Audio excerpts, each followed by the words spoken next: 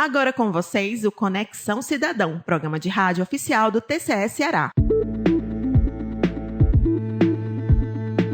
Neste programa, vamos falar sobre os principais resultados do IEGM, que é o Índice de Efetividade da Gestão Municipal do TCE Ceará, referente à edição 2021, com ano base 2020. Neste mês de julho, o Tribunal de Contas publicou o ofício circular número 15, indicando que os prefeitos orientem as suas secretarias municipais e demais unidades para que utilizem no planejamento de suas ações o diagnóstico realizado e os resultados do IEGM. A publicação deste ofício circular foi resultado da análise feita pelo Pleno do TCE Ceará, que, em sessão virtual, julgou o processo referente ao levantamento que construiu o IEGM. Os membros do Pleno do Tribunal de Contas acompanharam por unanimidade o voto da relatora do processo, a conselheira Soraya Vitor. Além da divulgação dos resultados desse indicador para as prefeituras e câmaras, foi determinada a abertura de processo específico em relação aos municípios que não enviaram os questionários para a construção do indicador. Isso porque, Carol, para produzir o IEGM, os gestores municipais respondem a questionários sobre 7 dimensões. São elas: educação, saúde, gestão fiscal, planejamento, meio ambiente, defesa civil e governança em tecnologia da informação. E aí, a partir das respostas, é gerada uma nota final. Dos municípios cearenses, 10 não enviaram os formulários de forma completa dentro do prazo. Logo, os responsáveis a estas gestões municipais podem sofrer sanções junto ao Tribunal de Contas.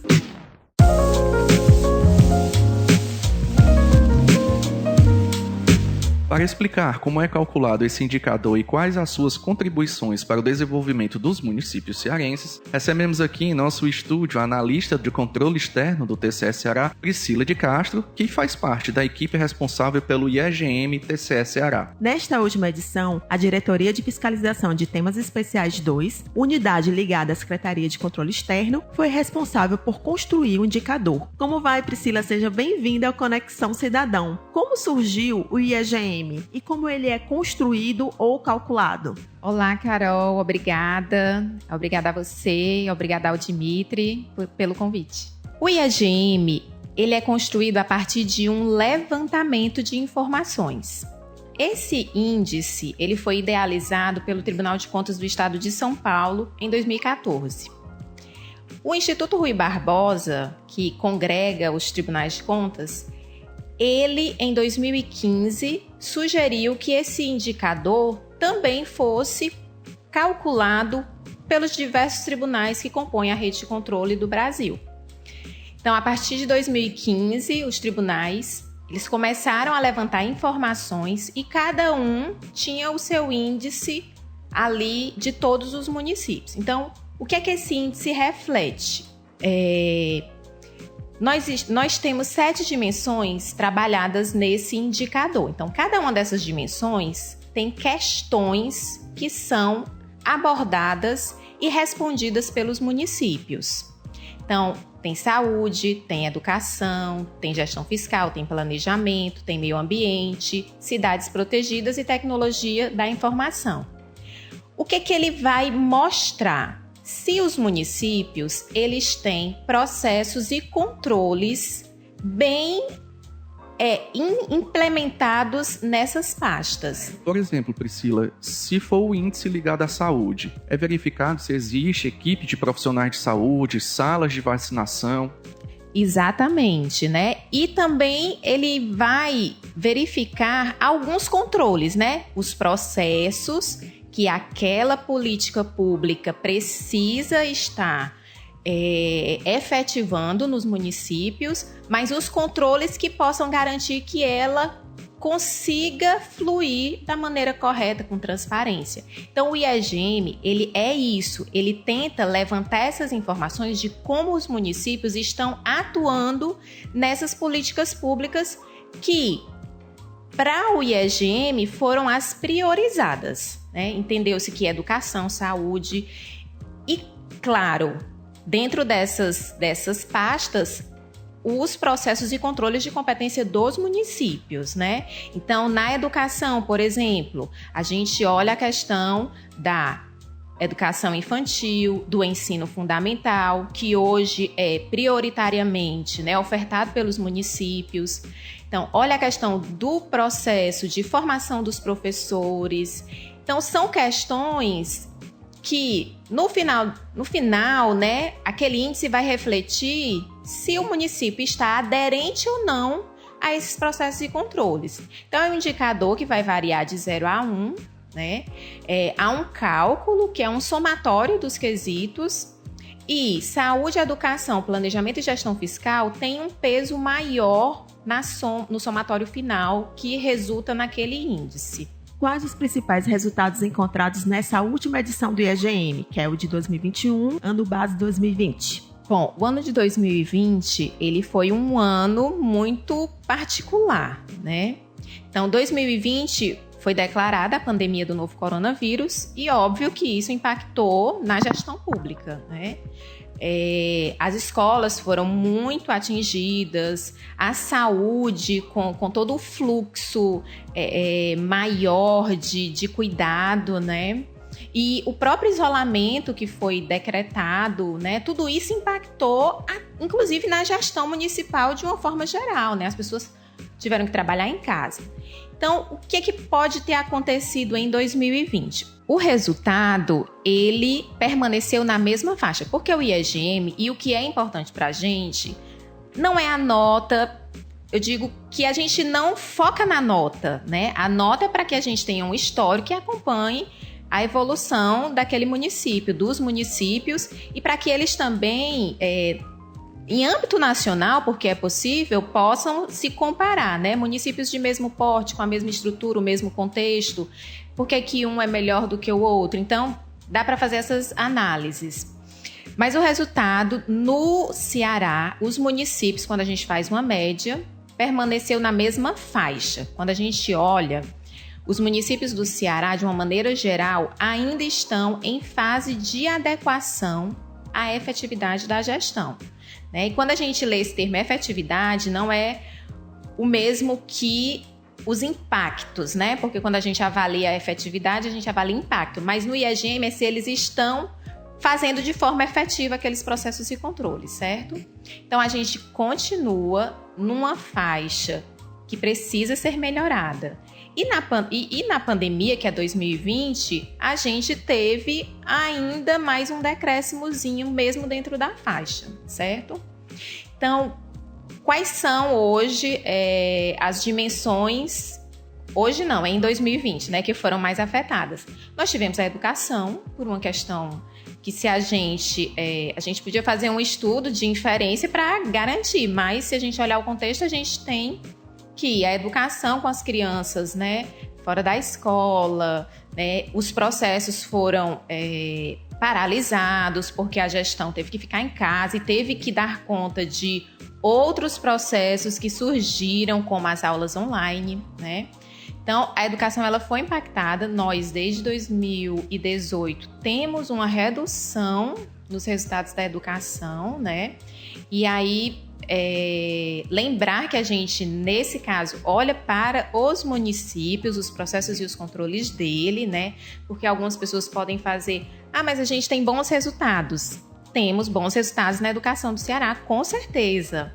Mas o município, ele tem a educação infantil, por exemplo, que é responsabilidade dele e que a gente, por exemplo, ainda tem problemas de busca ativa, de controle da evasão nos municípios, e o resultado de 2020 mostrou muito isso, né? Priscila, para que os nossos ouvintes tenham uma percepção desse trabalho, de que forma este indicador pode contribuir para o desenvolvimento da gestão municipal? Nós acreditamos que os municípios, eles têm uma ferramenta que sistematizou um acompanhamento dos processos deles, né?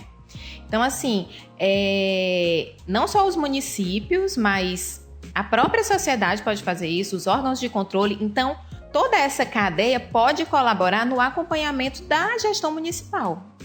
Então, a ferramenta ela é muito...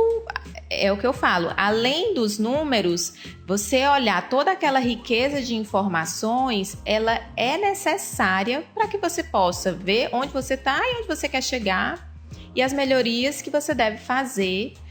Por quê? Porque se você implementa processos e controles mais efetivos, possivelmente as políticas públicas vão ter uma melhoria. O IEGM verifica a aplicação de 7 políticas públicas nos municípios. E qual delas, Priscila, é considerada mais complexa ou mais desafiante para as gestões públicas?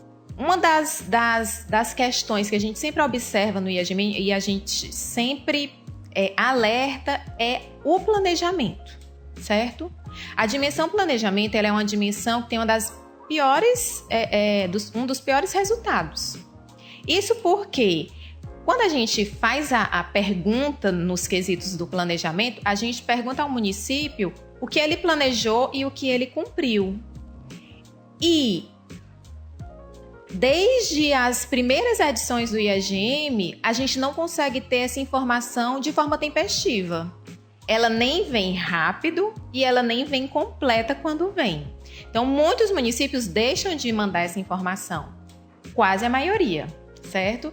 Então, o planejamento, por quê? Porque, óbvio, ele pode estar atendendo à legislação, tem as peças de planejamento e orçamentária, mas uma informação que é fácil para a população, fácil para a sociedade, né, de uma maneira geral, de ter e de olhar, olha, o município ele está fazendo ou não está fazendo, a gente não consegue ter, né? O que seria mais fácil do que uma organização, um conselho, olhar aqueles documentos contábeis que normalmente é muito mais técnico, né? Então, o IEGM ele possibilita isso. E, claro, para a gestão, ela tem ali uma riqueza de informações consolidada, né? Então, ela pode usar, com certeza, aquelas informações do IEGM para priorizar que ações estão deficitárias. E eu digo mais, ainda que o município, por exemplo, ele não encaminhou uma determinada informação, é um alerta também, por quê? Porque a gente tem que ter transparência, porque a transparência é o que nos leva à participação, né?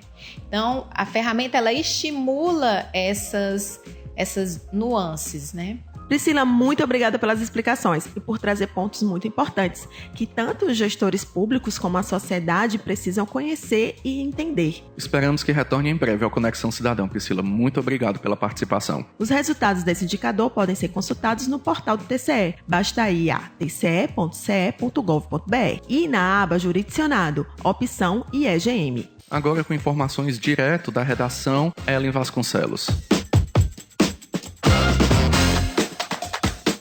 Olá, ouvintes!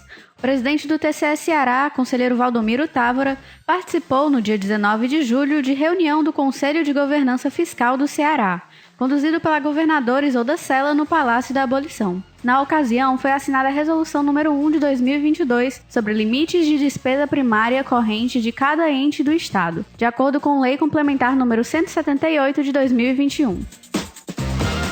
Estão abertas as inscrições para o primeiro Seminário Nacional, a Primeira Infância e os Tribunais de Contas, iniciativa do Instituto Rui Barbosa. Com a temática Criança como prioridade, o evento ocorrerá de forma presencial em Fortaleza, nos dias 3, 4 e 5 de agosto, no Hotel Sonata de Iracema, na Beira-Mar. O seminário conta com parceria dos Tribunais de Contas do Ceará e de Goiás. As inscrições podem ser feitas no site da Escola de Contas do TCE Ceará. E uma nova solução informatizada de gestão de documentos e processos entrará em funcionamento no tribunal a partir de 16 de agosto. É o ETCE Ceará que vai proporcionar um melhor desempenho das atividades prestadas pela Corte de Contas, com mais rapidez, transparência e linguagem atualizada. A implantação da nova plataforma ocorrerá entre os dias 5 e 15 de agosto. As definições sobre o funcionamento do tribunal durante este período estão detalhadas na portaria número 524 de 2022, publicada no Diário Oficial Eletrônico do TCE Ceará. Fico por aqui, até a próxima.